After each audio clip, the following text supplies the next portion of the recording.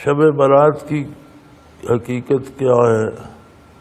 سال بھر کا بجٹ بنتا ہے، موت و حیات کے فیصلے ہوتے ہیں وغیرہ۔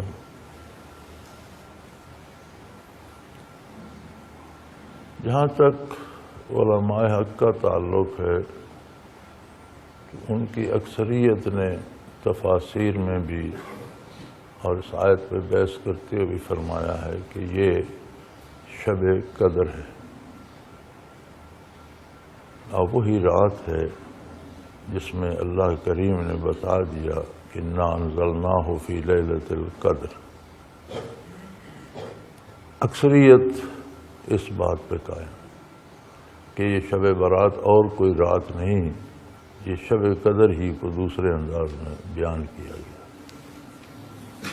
دوسرے حضرات کی رائے یہ ہے کہ نہیں، یہ رجب کی رات ہے، شاید شعبان کی، یہ شعبان کی رات ہے، اور کچھ اس پہ انہوں نے بھی احادیث کے حوالے بھی پیش کیے ہیں۔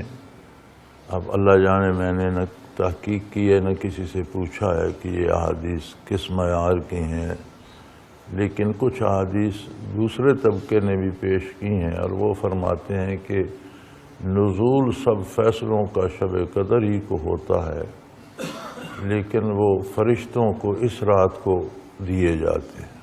یہ دوسروں کی توجیہ ہے۔ تو اگر آپ مجھ سے جاننا چاہیں تو میرا مسلک یہ ہے کہ میں سمجھتا ہوں یہ شب قدر ہی ہے۔ اب رہا اگلا سوال یہ دھوم دھڑکے سے منانے کا، یہ یار لوگوں کو کھانے پینے کے بہانے ہیں، چندے جمع کرنے کے بہانے ہیں، موج میلہ کرنے کے بہانے ہیں۔ ان دھوم دھڑکوں سے منانے سے اثر کیا ہوگا؟ یہ تو نہ شب قدر میں چاہیے نہ شب برات میں چاہیے۔ اگر کوئی ایسا مقدس لمحہ ہے تو بندہ اس میں زیادہ عبادت کر لے، اللہ سے اپنی دعا مانگ لے۔ یہ بندے اور رب کا معاملہ ہے، جشن منانے یا ڈھول تماشے بجانے کا معاملہ نہیں ہے۔ لیکن اکثریت کی رائے یہ ہے کہ یہ شب قدر ہی کو دوسرے انداز میں بیان کیا گیا ہے۔ میرا ذاتی مسلک یہی ہے۔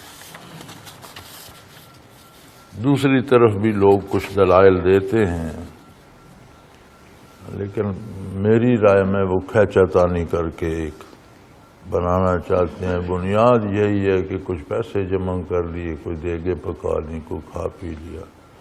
تو یہ چندے جمع کرنا اور روپے اکٹھے کرنا اور دیگیں کھانا کو آخرت کے لیے نہیں ہے، یہ دنیا داری کے کام ہیں اور لوگ کرتے ہیں۔